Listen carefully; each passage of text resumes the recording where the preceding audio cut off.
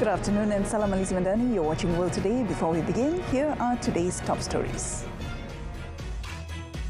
US President Donald Trump has signed an executive order threatening to impose additional tariffs on countries that sell oil to Cuba. The order calls the Cuban government an extraordinary threat to US national security. Meanwhile, the US has eased sanctions on Venezuela's oil industry, expanding the ability of US companies to operate in the country. This is following a reform which paves the way for the return of US energy majors.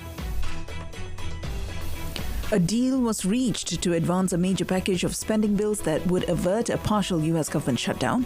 It will also buy time to negotiate new restrictions on President Donald Trump's immigration crackdown.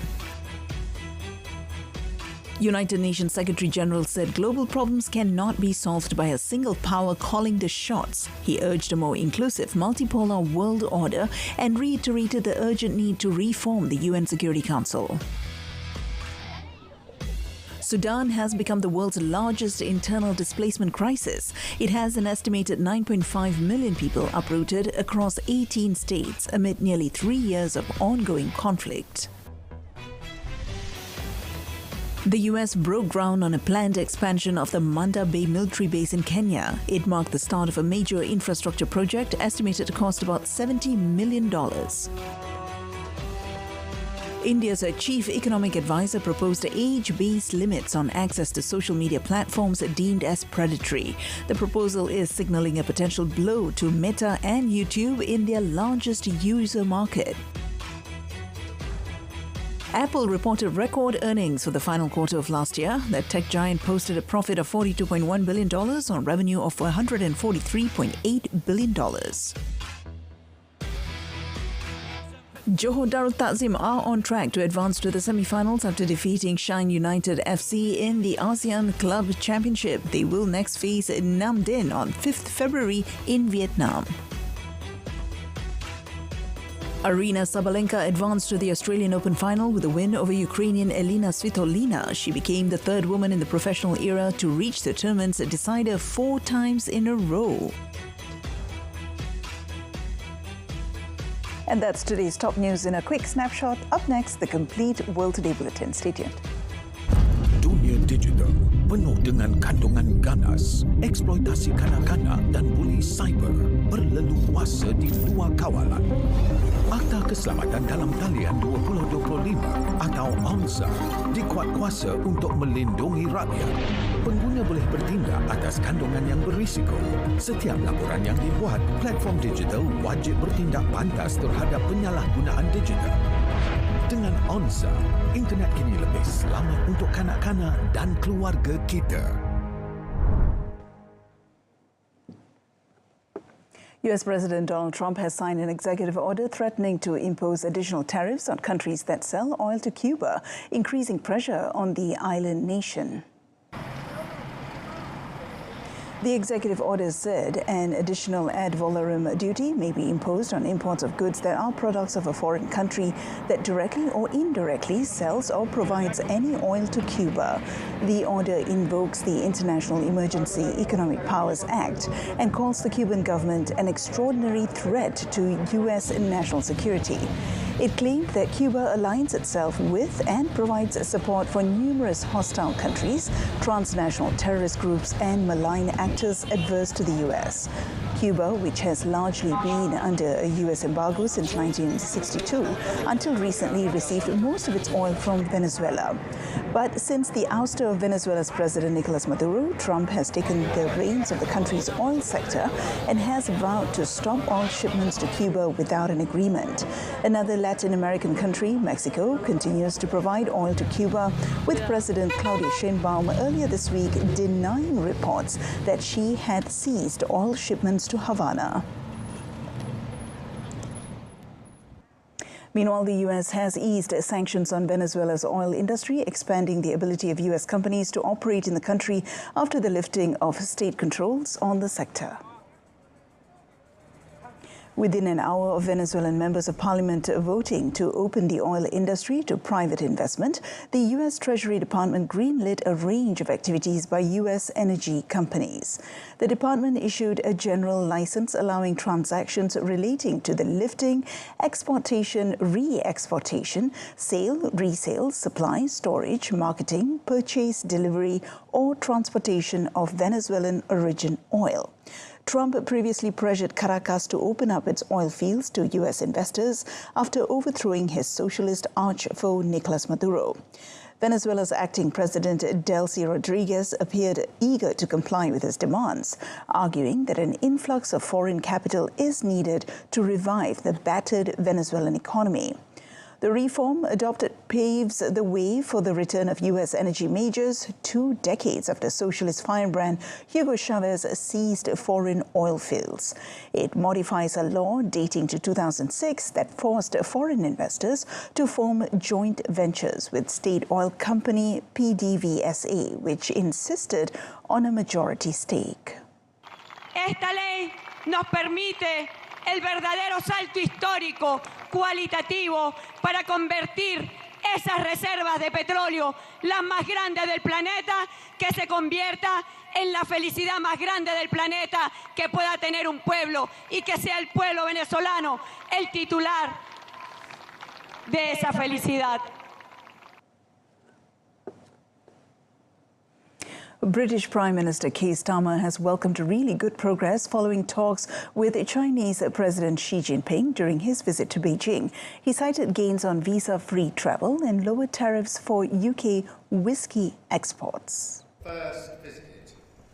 Starmer described China as a vital player on the global stage and said Britain wants a more sophisticated relationship focused on practical cooperation. Xi, in turn, called for stronger ties with a long-term view, noting the international environment is increasingly complex. Downing Street confirmed China will cut tariffs on British whiskey to 5%, down from 10%, while granting visa-free entry for British passport holders for stays of up to 30 days. Now, the move brings the UK in line with about 50 other countries and follows a similar deal China reached with Canada earlier this month. Starmer also signed several cooperation agreements with Premier Li Qiang, covering trade, health, exports, and efforts to disrupt smuggling supply chains.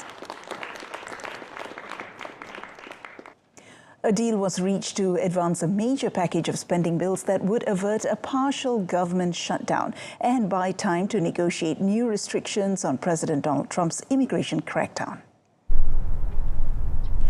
The deal would separate the debate over aggressive immigration tactics from a broad funding package that Congress must pass before midnight on Friday to ensure that agencies can operate without interruption. Democrats previously threatened to hold up the funding package in an effort to force Trump to rein in the Department of Homeland Security, which handles immigration enforcement, among other matters. Now, angered by the shooting of a second U.S. citizen by immigration agents in Minneapolis, they demanded new restrictions, including a ban on face masks and a requirement to wear body cameras. The agreement would strip out the Department of Homeland Security from the funding bill, allowing Congress to pass the overall package of bills. The Department of Homeland Security funding would be temporarily extended for 2 weeks, giving negotiators time to reach an agreement on immigration tactics. India's chief economic advisor has suggested that there should be age-based limits on access to social media platforms deemed as predatory in their approach to keeping users online. Now, the proposal is signaling a potential blow to Meta and YouTube in their largest user market. Such a shift would pull India in line with a growing global trend after Australia became the first nation last year to ban social media for children younger than 16.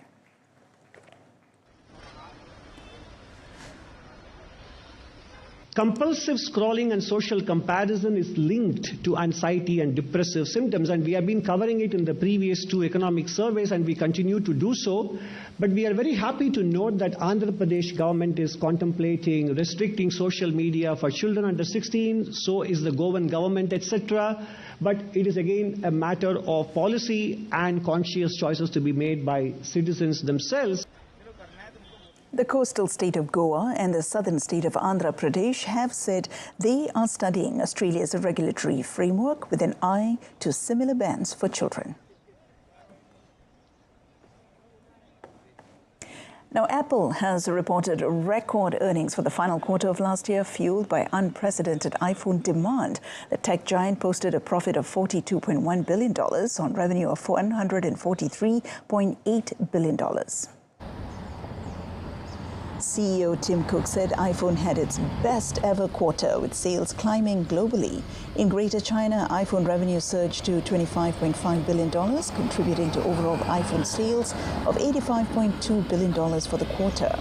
Apple's services in business, including subscriptions and digital content, also hit a quarterly high of $30 billion.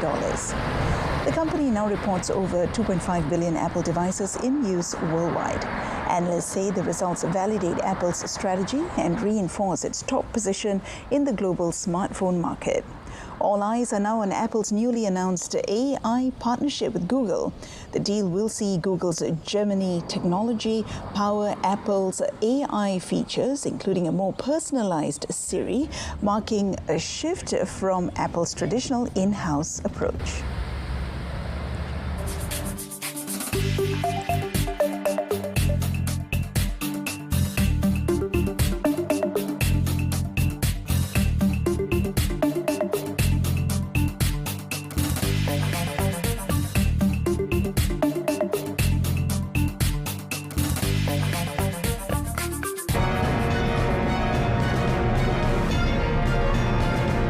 Still ahead, 9.5 million internally displaced in war-torn Sudan.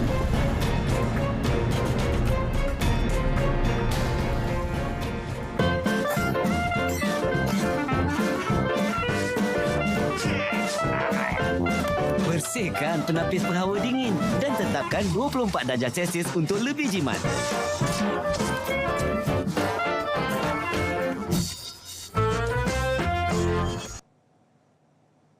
Welcome back. United Nations Secretary General Antonio Guterres said global problems cannot be solved by a single power calling the shots or by the world being carved into rival spheres of influence by the US and China. He made the comments as he begins his 10th and final year in office, urging a more inclusive, multipolar world order. Global problems will not be solved by one power calling the shots, nor will they be solved by two powers carving the world into rival spheres of influence. It is important to accelerate deliberately and with determination multipolarity, one that is networked, inclusive by design, and capable of creating balance through partnerships. Partnerships in trade, in technology, and in international cooperation.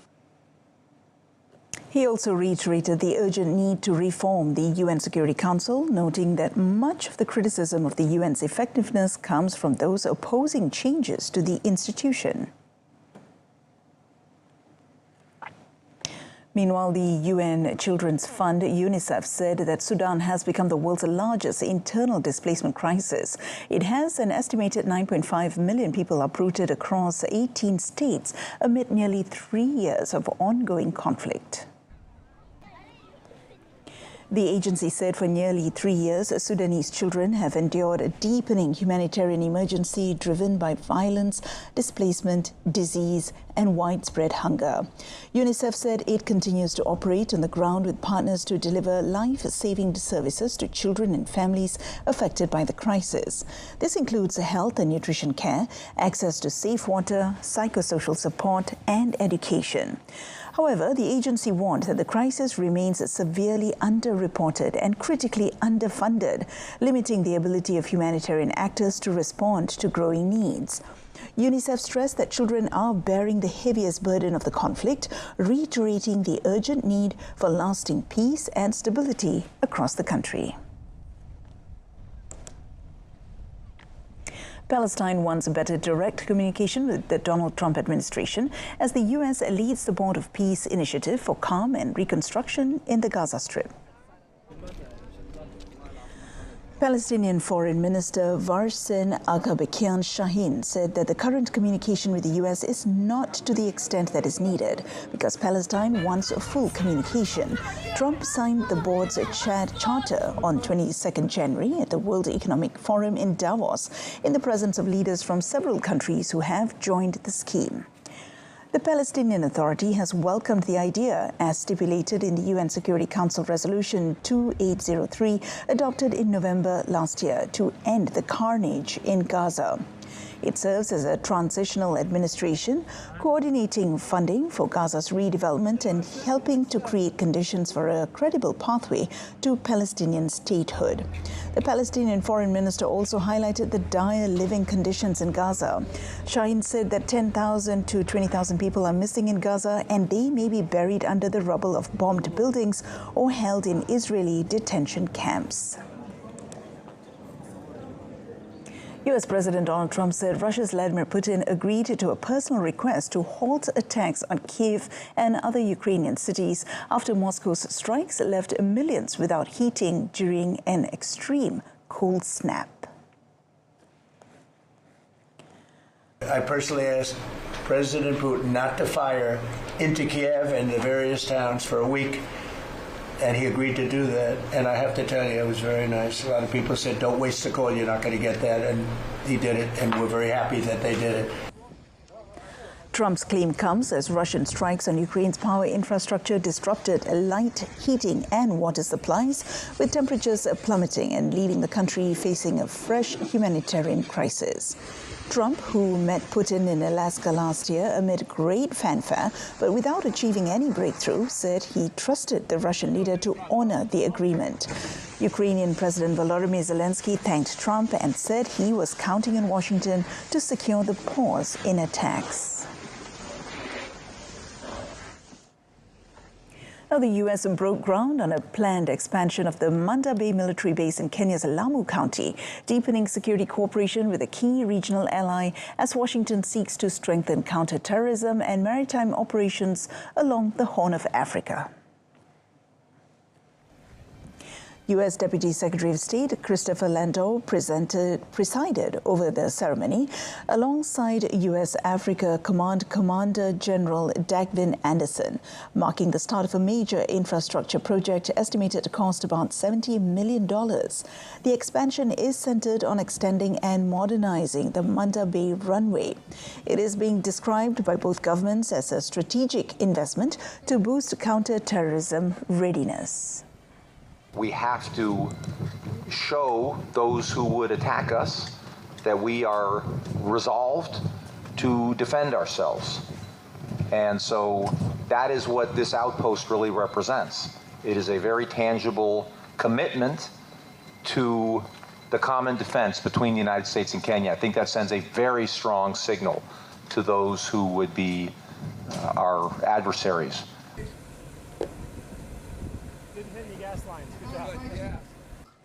Investigators are battling thick fog in Colombia's mountainous terrain to reach the site of a plane crash that killed all 15 people on board, including a senior politician.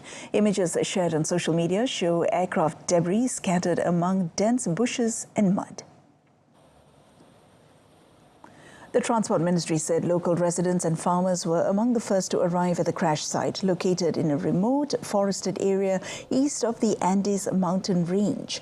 While the cause of the crash had yet to be determined, aviation authorities have highlighted severe weather as a key factor. Colonel Alvaro Bello, head of accident investigations at Colombia's Civil Aeronautics Authority, said persistent adverse weather conditions were recorded at the crash location. The aircraft was carrying 2 crew members and 13 passengers, including Colombian House Representative Diogenes Quintero and election candidate Carlos Salcido. The 23-minute flight was operated by state-owned airline Setia. Indonesia's Mount Semeru, located on the border of Lumajang and Malang districts in East Java, erupted again this morning, sending ash columns as high as 1 kilometre above the summit. An officer at the Mount Semeru observation post, Sigit Rian, said that the volcano erupted 3 times. The first occurrence was at 4:44 a.m. local time, sending plumes of hot volcanic ash to around 800 metres above its peak. Sigit said that the ash column was white to grey with thick intensity, drifting toward the northeast and east. He said the second eruption took place at 5:16 a.m., followed by a third at 5:52 a.m., with an ash column reaching approximately 1,000 metres above the summit. The latest activity followed an eruption yesterday when Semeru spewed an ash column about 700 metres above the summit.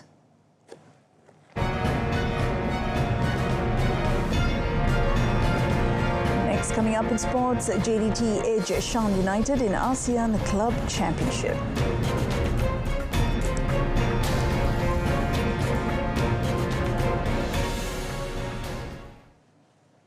Johor Darul Taksim JDT are in a comfortable position to advance to the semi-finals after defeating Shan United FC 3-0 in the ASEAN Club Championship. The match at the Sultan Ibrahim Stadium stood goalless at half-time as the Southern Tigers struggled to find the net despite creating several dangerous attempts. Striker Joao Figueiredo nearly opened the scoring in the 11th minute with a header after receiving a cross from Jairo de Macedo da Silva, but the effort sailed over the crossbar. Shan United FC also had a golden opportunity in the 31st minute when Mauricio de Oliveira Moraes' effort from inside the penalty box went wide, much to JDT's relief.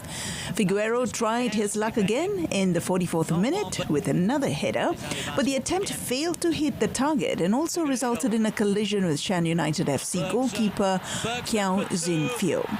JDT finally broke the deadlock in the 66th minute through Oscar Arribas, who calmly tapped in from a corner delivered by Iago Cesar da Silva. Bergson da Silva made it 2-0 a minute later before completing the rout in the 71st minute with a header after converting a corner from Hector Hevel. JDT are scheduled to face Nam on 5th February at Thien Truong Stadium in Vietnam. Meanwhile, JDT head coach Xisco Munoz was pleased with the performance of his players after beating Shan United. He said his players worked hard to ensure that the win, despite facing difficulties in breaking the deadlock in the first half. We need to improve a little bit in the last third, some individual decisions, some individual things, and some finishings, because it's important to stay more stronger.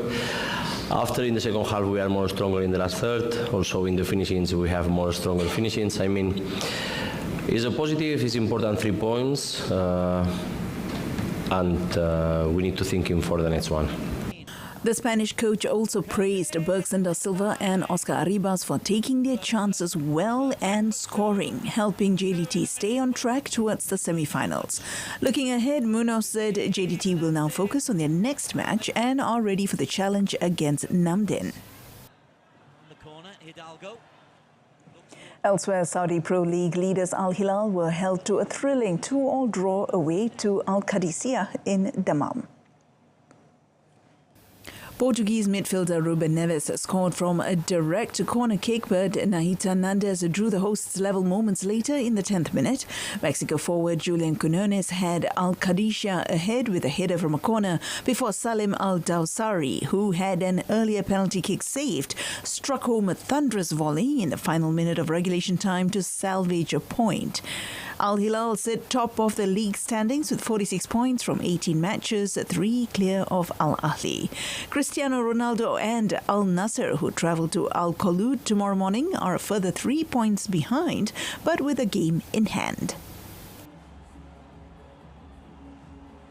And moving on to tennis, Aryna Sabalenka swept to her fourth successive Australian Open final with a 6-2, 6-3 win over Ukrainian Elena Svitolina in the semi-final. When 31-year-old Svitolina was comprehensively defeated, she fought hard from the first ball to the last. The 12th seed started with tenacity, thumping a forehand winner down the line on the first point returning serve. Sabalenka wobbled, giving up 2 break points with a loose backhand, but blasted her way out of danger. There was early tension at 2-1 when Svitolina was awarded a point mid-rally, with Sabalenka penalized for hindering the point with a late grunt. Incensed, she demanded a video review, but the point stood. A clearly irritated Sabalenka lost the point, but recovered her poise and a break of serve early in the second set to surge home. She closed it out in style, swooping forward with a forehand cross-court winner to book her chance of claiming a third trophy at Melbourne Park. She became the third woman in the professional era to reach the Australian Open decided tour 4 times in a row, following Yvonne Goolagong-Cawley and Martina Hingis, who each played 6 finals in a row. And in another match, Elena Rybakina overcame American Jessica Pegula 6-3, 7-6 in the semi-final as the Russian-born Kazakh ramped up her hunt for a second major title following her 2022 Wimbledon triumph. Rybakina was too strong for 5th seed Pegula, who was broken in a first service game as the 26-year-old eased through the opening set at 6-3. But the Americans' resistance started when serving at 3-5 in the second, saving 3 match points and taking the second set to a tie-break. She had 2 opportunities to take the second set with all the momentum on her side, but failure to convert opened the door for Rybakina, who only needed 1 opportunity in the tie-break to wrap up the match. The win for Rybakina sets up Saturday's final as a repeat of 2023, where Belarusian Sabalenka came out on top. However, the world number 1 will be looking to avenge her own defeat in the final last year, losing out to Madison Keys.